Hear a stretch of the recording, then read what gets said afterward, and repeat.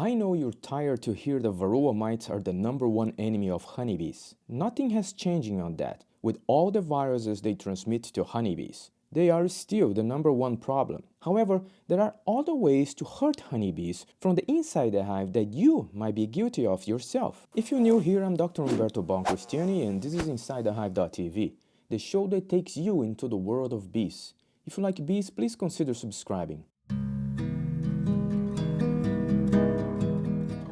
Dr. Kara Wagner, a great friend of the show from the video New Way to Help Honeybees to Fight Varroa Mites, has been busy, I gotta tell you. While continuing her research on Varroa mites, she was also busy with another interesting project that got my attention.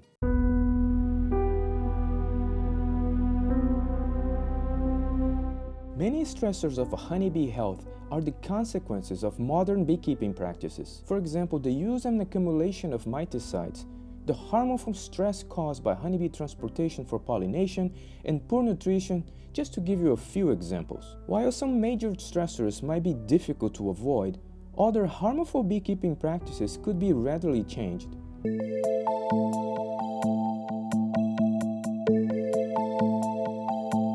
A critical point for a successful overwinter is colony size. Honeybee colonies must reach a critical size with enough resources to survive the winter. Therefore, anything that can kill even a small number of bees throughout the year must be avoided. In 2016, Dr. Kara Wagner, working together with Dr. Oliver Ruppel at the University of North Carolina in Greensboro, published a scientific article showing a detrimental effect of a worldwide beekeeping practice, the use of steel foundation wire. In many parts of the world, the use of steel wire to attach foundation wax to hive frames is still a common practice, and if you have worked with this before, you very likely have noticed something like this. Right where the wires touch the wax, there is a line with empty spots with no brood in it.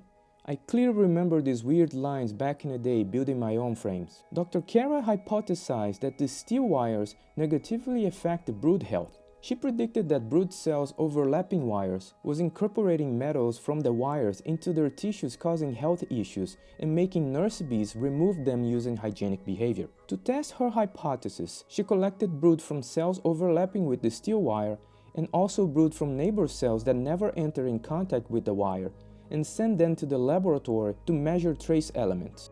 From all trace elements tested, one stand out, iron, found in higher quantities on the samples of brood in contact with the wire. The quantity was so different that it was statistically significant, meaning that there is almost zero chance to be a random event. Kara observed that larvae in contact with the wire have darker colors sometimes, which is an indication of problems. If the bees remove brood from cells in contact with the wire at higher rates than the brood from the cells never touched the wire before, that will definitely tell us that there is a problem, because nobody knows more about bees' problems than the bees themselves. To dive further in this mystery, Dr. Wagner quantified hygienic behavior and the results were very interesting.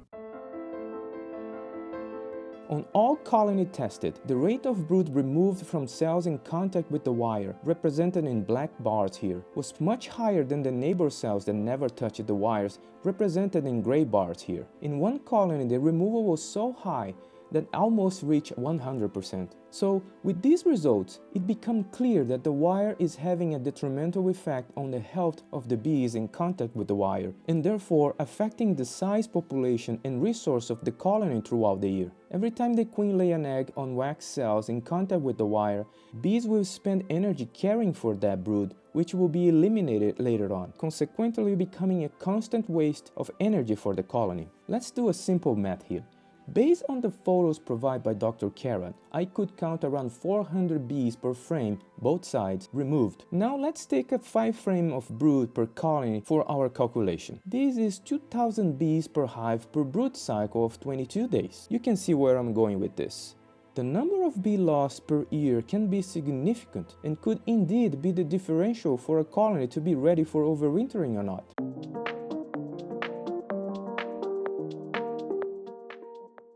On my live streams on Patreon, several important questions came to mind. For example, are the queens constantly laying eggs in those cells in contact with the wire? Another question was, does the contamination goes away with time when the wires get older or things get worse?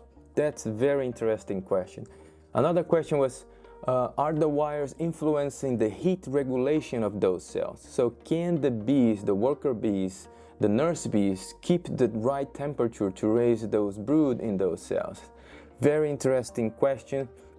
But the question that I was more intrigued was where Dr. Wagner got that money from to do this kind of project. Because as a researcher myself, I know how hard it is to get funding for specific projects for the beekeeping industry. I got so many no's, and the answer is always the same. It's not relevant enough, it's not big enough, it's not impactful enough for them to give you the money. And when I look at where she got the money from, of course, it's one more time Project APIS M filling the gap and giving the money for researchers like myself and Dr. Kara Wagner to do very important small research projects for the beekeeping industries, like this one with the wires. I want to give a shout out for the Project APIS M. You guys at home, please show them some love. Go to the website, see all the projects they are financing right now. Varroa mite related project, there are pesticides related projects. This is a good one too. It's very, very hard to get money to do projects with pesticides, and there is several projects that Project APIS M is financing right now. So thank you, Project APIS M, for everything you guys do. You guys at home, show them some love. Please consider a donation. There is a return of investment. When you do a donation for them, they finance this kind of project specifically for the beekeeping industry, and you get back the information that you see here. So to answer all the questions related with this project, I invited Dr. Kara Wagner again for another live stream in the channel. The live stream is scheduled for December 14 at 7 p.m. Eastern Time. We're going to be talking about everything related with this project. And also we're going to be talking about Dr. Kara's project with Varroa, with the spray to select honeybees with higher hygienic behavior. Yes, she's going to bring some new information about that project as well. Please register to the event. Use the link in the description of this video, or go to my website insidethehive.tv/livestreams. I want to take the opportunity one more time to thank my Patreons for the support and you for watching. InsideTheHive.tv, the show about bees. See you guys next week.